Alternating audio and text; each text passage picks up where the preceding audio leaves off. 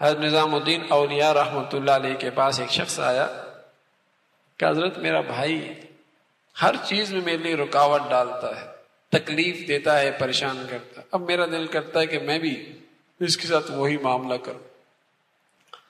تو حضرت نے فرمایا بیٹے اگر کوئی تیرے راستے میں کانٹے بچھا دیتا ہے تو تو بھی اگر کانٹے بچھا دے گا تو پھر تو ساری دنیا میں کانٹے ہی کانٹے ہو جائیں گے۔ ایسا کر وہ کانٹے بچھا دے، تو اس کے ساتھ خیر خائی کا معاملہ کر، وہ کانٹے ہٹا لے۔ اگر جیسے وہ کر رہا ہے ویسے میں بھی کروں گا تو پھر تو نفرتیں پھیلیں گی نا، پھر تو دل ٹوٹیں گے۔ حضرت تھانوی رحمۃ اللہ نے ایک واقعہ لکھا، ایک شخص کا انتقال ہوا اور کسی اللہ والے کے دل میں خواب میں خیال آیا کہ اللہ نے اس کی بخشش کر دی۔ یہ کوئی حدیث تو نہیں ہے، قرآن نہیں ہے، لیکن عبرت کے لیے بس اوقات یہ چیزیں ہو جاتی ہیں۔ اللہ رب العزت کسی کے دل میں ڈال دیتا ہے، سچی خواب آ جاتی ہے۔ تو اس نے پوچھا کہ اللہ نے کیا معاملہ کیا ہے؟ کہ اللہ نے بخشش کا معاملہ کیا اور ایک ایسے عمل سے کیا ہے جو مجھے یاد بھی نہیں تھا۔ کہا کیا؟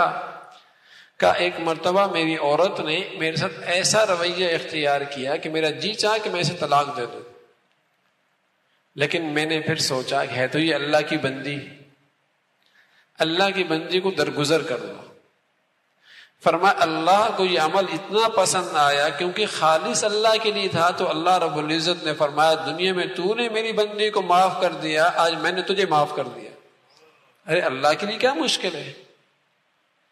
کون سا ادا، کون سا طرز عمل اسے پسند آ جائے؟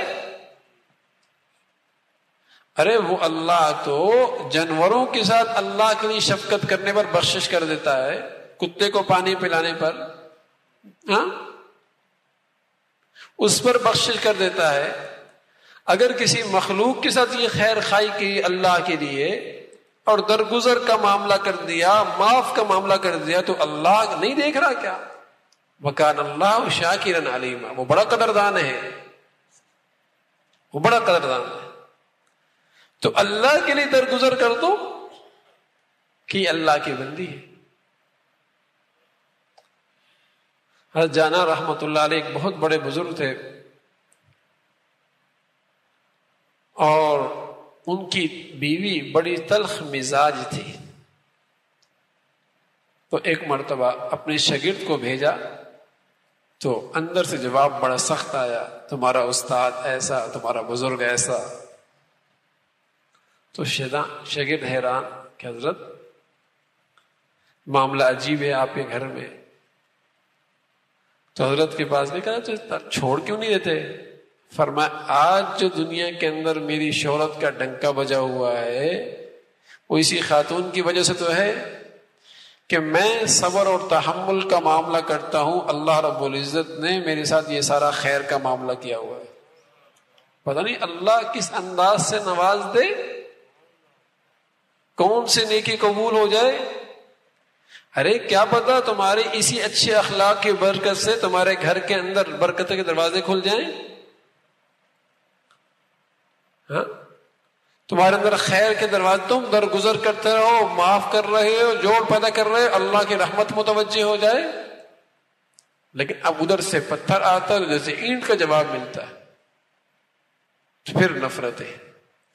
اور جب گھروں میں یوں نفرتیں ہوتی ہیں تو پھر یاد رکھیں ایسے گھر گھروں کے اندر رحمت کے دروازے بند ہو جایا کرتے، برکتوں کے دروازے بند ہو جایا کرتے۔